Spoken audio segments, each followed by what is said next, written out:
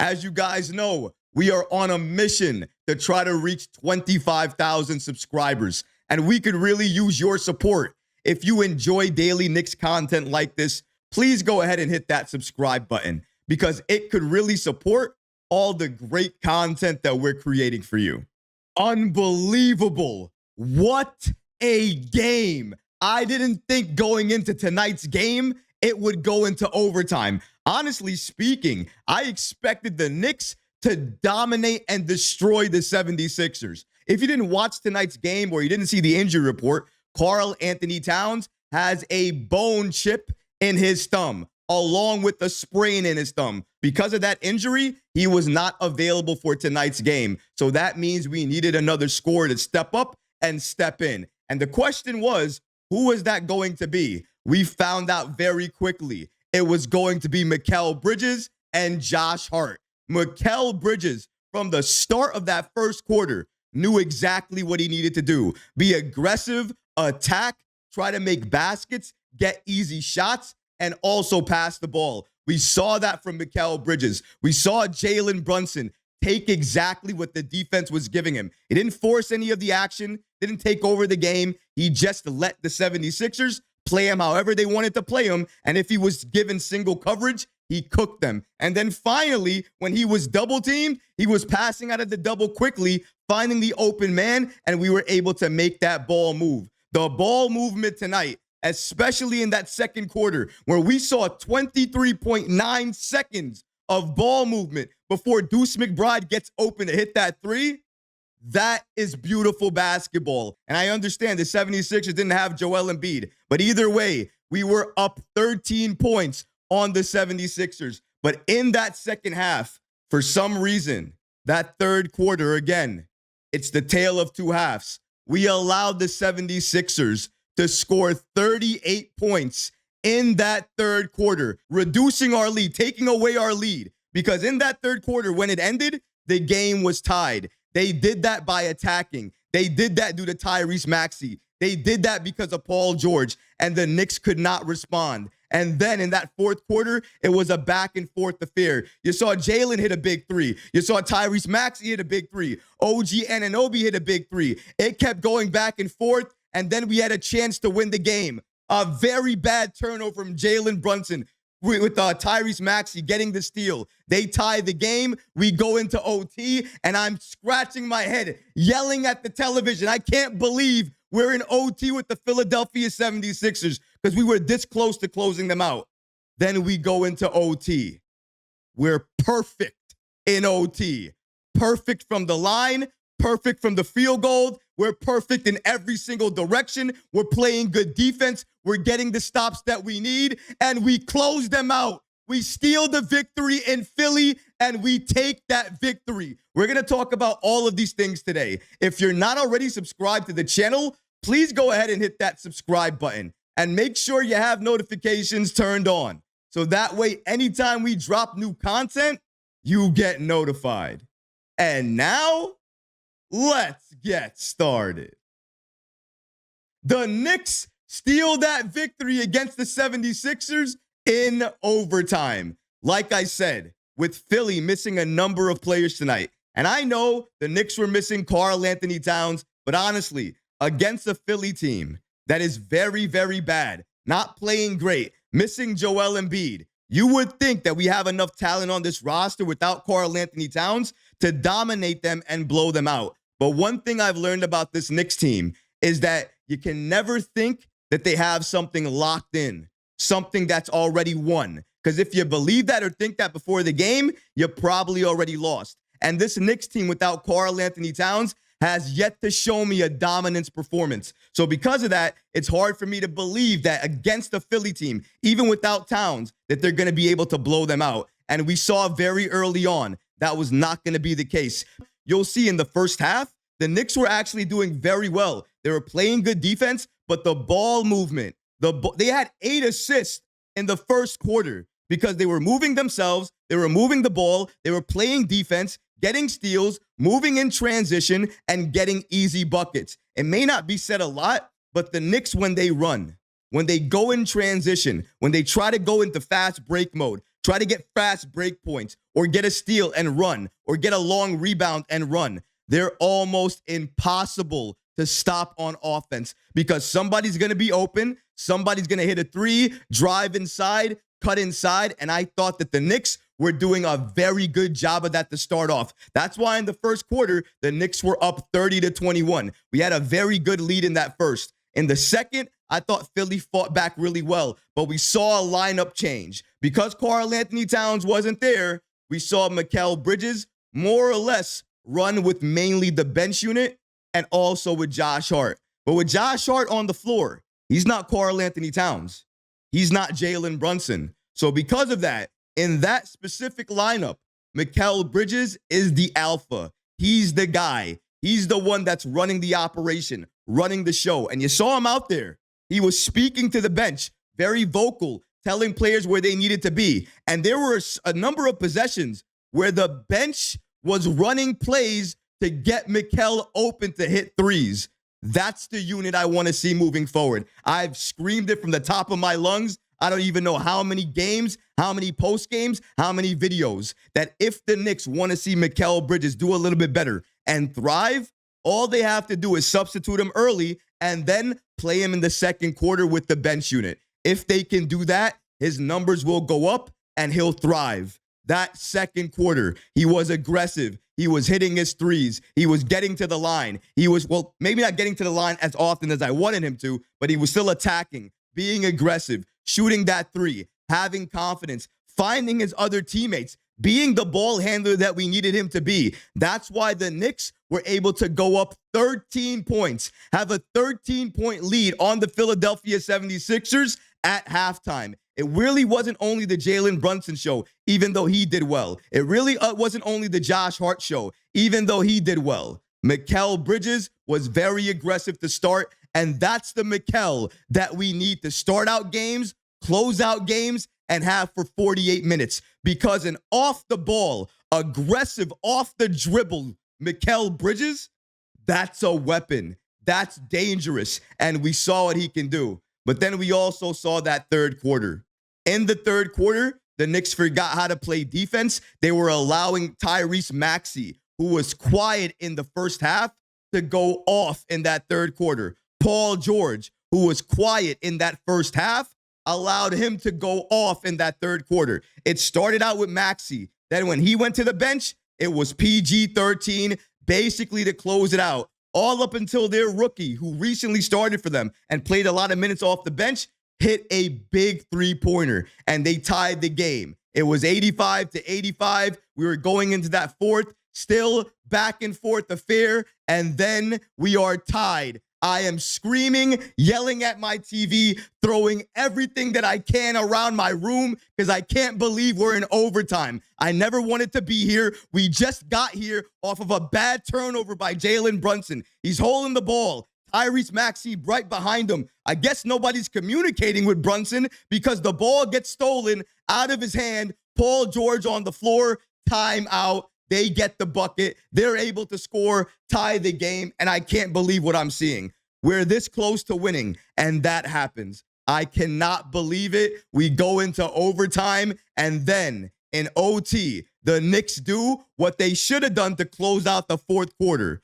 Suffocating defense, great ball movement, great team play, scoring, moving, getting easy baskets, easy buckets, cutting inside the paint, talking about OG, talking about Mikal, talking about Josh Hart, whose hustle plays, whose rebounds, whose elite playmaking was one of the main reasons that we won this game. Yes to Jalen, yes to Mikal, but of course, yes to Josh Hart. We did what we needed to do. We got the victory. And even though it wasn't pretty, even though we didn't really play Knicks basketball in that second half, sometimes it's through adversity where you show your true colors and see what type of team that you are.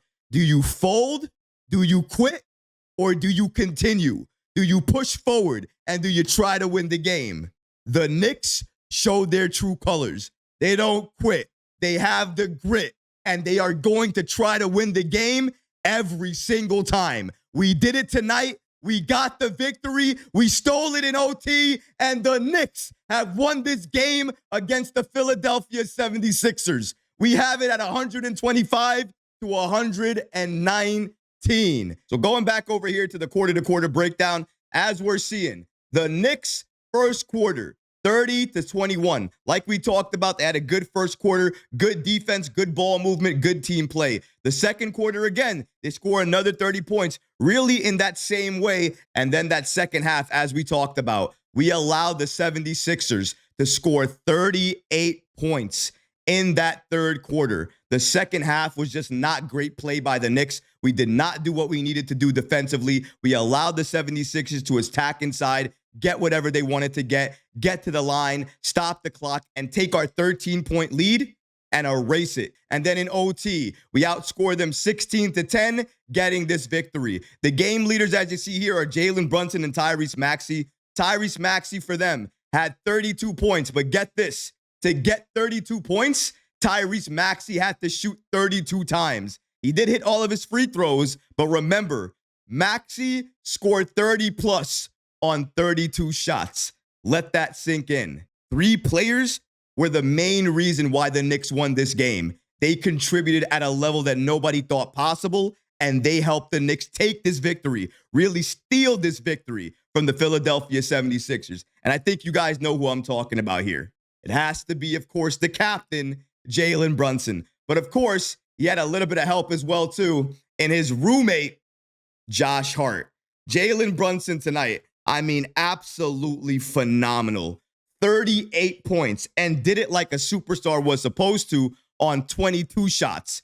14 of 22. Talk about efficient. He had 4 assists, 5 rebounds, and his roommate in Josh Hart, another triple-double. He had 10 points, 17 rebounds, which, by the way, is a season high for Josh Hart. He had 12 assists, which, by the way, ties a career high for Josh Hart in assists. Another triple-double, but an impactful triple-double. He was finding players. He was doing the cross-court passes. The way he found Deuce McBride in that second quarter, he had the ball nearly past half court, and he was still able to find Deuce McBride, who was nearly under the basket, and it was a bullet pass. The way he can read the game, the way he just knows where the rebounds are going to be, where the balls are going to be, where his teammates are going to be, where he needs to make the pass, even through traffic.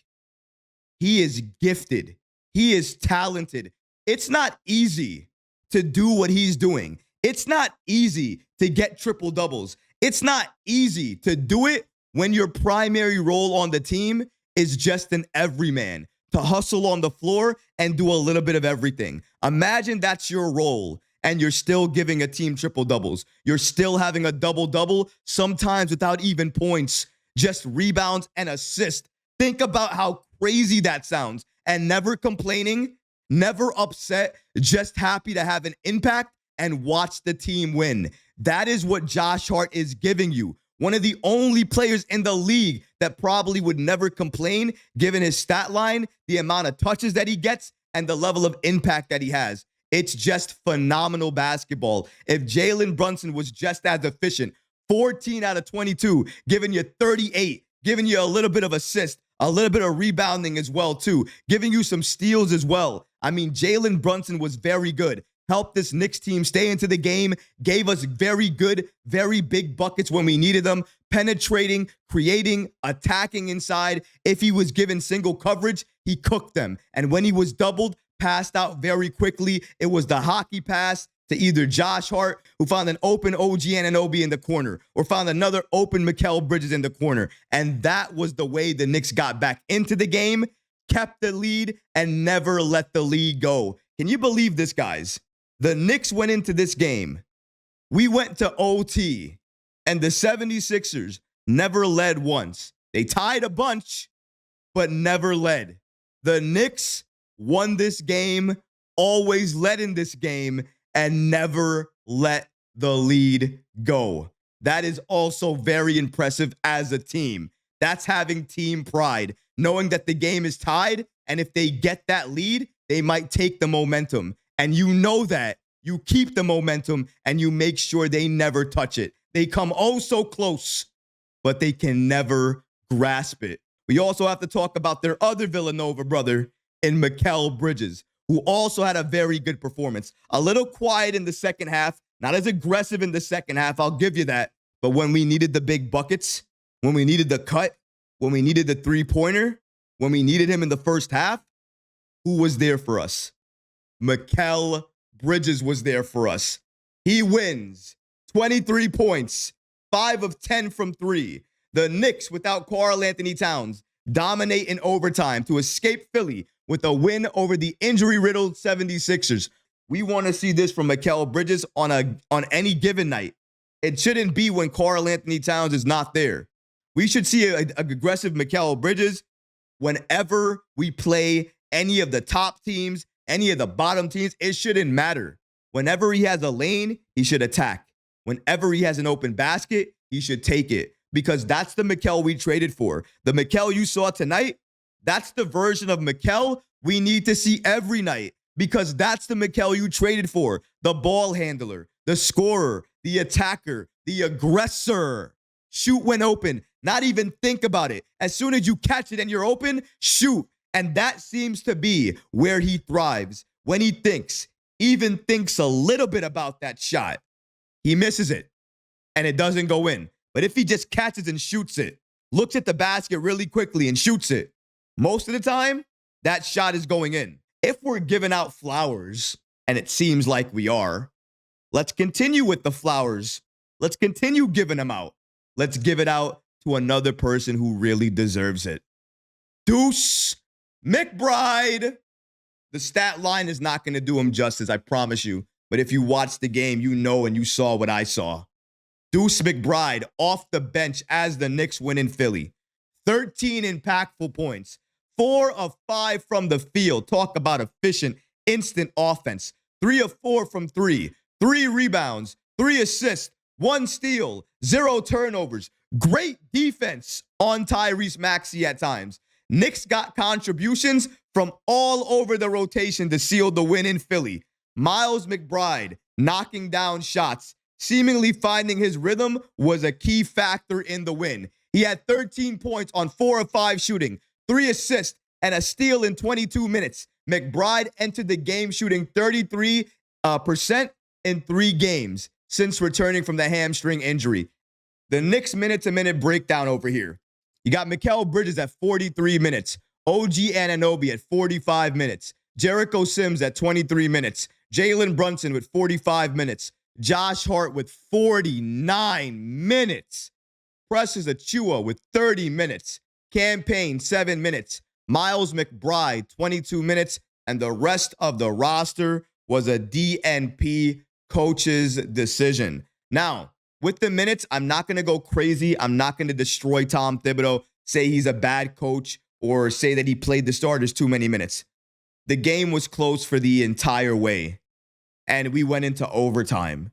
In these type of games, it's hard for me to criticize the minutes. I could say utilize your bench more and play your bench more, and maybe in other games I might do that. But when a game like this is close, we're in the game, we have the lead, and we need to make sure we're in it with all the players that we trust and have there. And we need more offense. And we're not getting certain play, certain offense, or certain type of movement from the bench wherever we get into the game. I'm okay with running the starters a little bit more. It has to be in certain games. But if we're up by 20 or down by 20, it doesn't make sense to keep the starters in the game. Now, going back to this minute-to-minute breakdown here, one player I do want to talk about is Precious Achiuwa. 30 minutes, 6 rebounds, 1 assist, and 10 points. Now, it's not going to say a lot on the stat line and the box score if you're looking at the game and you're taking a look at everything that the New York Knicks were doing. But I watched the game, and I saw Precious Achiuwa give you very good defense, give you great blocks down the stretch. I believe he had a late block on Tyrese Maxey, a very good one that helped the Knicks make a play in transition and get an easy basket. Remember, the defensive effort from Precious Achiuwa is just as important as any offense he's going to give you. And honestly, one of the main reasons Achiuwa was down the stretch closing out the game over Jericho Sims is because Sims gives you defense, but not that much offense. Even though he did give you a putback, even though he did give you a putback dunk tonight. Precious Achiuwa moves without the ball better. He can play without the ball better. And clearly he's better on offense, and he can play very good defense. That's why he was in the game late. He was closing out the game, and he did a very good job. I liked what I saw from Achiuwa. I liked the fact that he was in the game, and clearly, when given the minutes, he can shine. He can have an impact, and he can be a very good player for New York. So hopefully moving forward, he continues to see this much time off the bench, because I really, really think that Achiuwa could really use that time. He is a very good player when given the significant time off the bench. And tonight, I think he showed you that. So something to know here is that Philly and the Knicks shot very well from the field. Philly shot 50% even from the field. The Knicks shot 53.5%. From three, the Knicks shot 43% with Philly at 37%.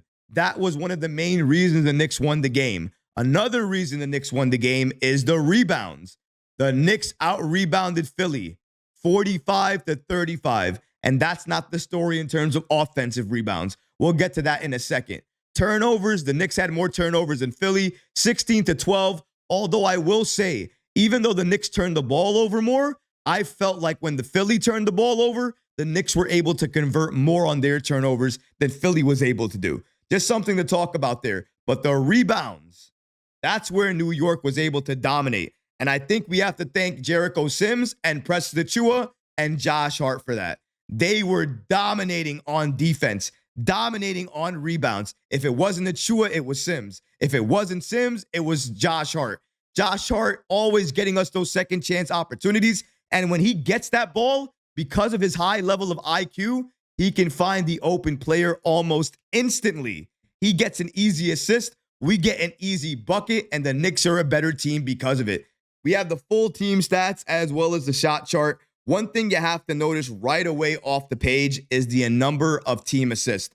The Knicks had 28 team assists, while the Philadelphia 76ers had 27 team assists. Now, I said it a number of times. If the Knicks are going to be in games and win games, their assist number as a team has to be 27 or 28 plus. So that's the minimum they need to have. And right now, tonight, they were able to get that. But as you saw there, the reason the game was also so close was because Philly was passing the ball as well, too. They had 27 assists, and they were moving that ball extremely well, penetrating, creating, or finding an open shooter as they're moving down court, and they find somebody open with nobody near them. We saw that a couple of times. We even saw Yabusele, who's not a great three-point shooter. He's basically the center that Philly had tonight in replace of Joel Embiid, who is not there tonight as he's missing more games. But that's another story for another day. But even he was open, and he was taking those three-point shots. I still feel like the Knicks' perimeter defense could be a lot better,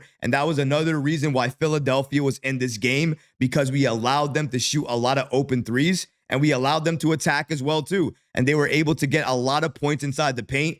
Very, very good transition play from them as well, too. We really couldn't stop them in transition, and they knew that. That's why in that third quarter, after every rebound, after every miss, after every steal, all they were doing was running, and that helped them close the gap fairly quickly. Let's look at those team stats as well again, too, because there's something else you got to look at there. And another thing is the points in the paint. Philadelphia won that battle 56-54. And if you looked in the first half, that wasn't the case. New York was the one winning there. But in that second half, with Tyrese Maxey and Paul George, what they did in that third quarter, they were able to close that gap a lot. And now at the end of the game, you see the result there. So that's something to take a look at.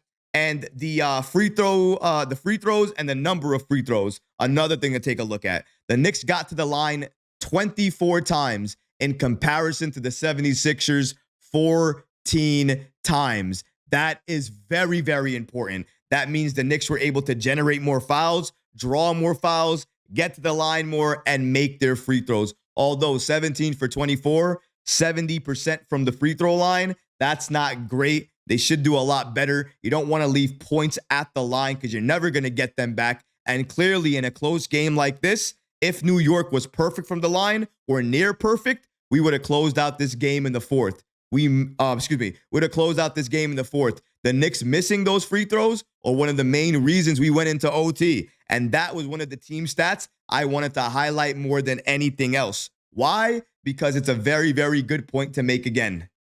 make your free throws, play consistent defense, get your rebounds, pass the ball. But when you draw those fouls and you get to the line, make the free throws at the line. Do not give away freebies. But I love what I saw from Jalen, Josh Hart, and Mikal Bridges tonight. They did not want the Knicks to lose this game. They willed the Knicks to get this game and get this victory. Mikal did it with his aggressiveness. Jalen Brunson did it by being the captain, leading this team and never stopping. And Josh Hart did it by being a triple-double machine, giving you a little bit of everything and never giving up. With tonight's game, yes, we won tonight's game. Yes, we did it in overtime. We should have not been pushed to overtime by this Philadelphia 76ers team. We should have blown them out. But when push came to shove, when we were facing adversity, we had to make a decision. Do we fold and quit, or do we rise up and take the victory? And we saw what happened in OT. Perfect OT in terms of our shots and the way we shot from the line. Doing all of that led to the Knicks getting the W. Playing good defense led to the Knicks getting the W. Ball movement, player movement led to the Knicks getting the W. If we're able to play like that for 48 minutes, we're going to be that force that nobody in the NBA wants to see. But until we can get to that level of play, we have a lot of work to do. But what about you guys? What did you like from tonight's game? What did you not like from tonight's game? Were there some things that I did not talk about that you wanted me to speak about? Let me know in the comments section below, guys, because honestly, I would love to hear from you. But that's going to do it for tonight's episode. I hope you enjoyed it. And if you did, go ahead and smash that like button, leave a comment below. And of course, guys, please subscribe to the channel. Until next time, Knicks fans, take care of yourself, your families, and each other. Peace and love.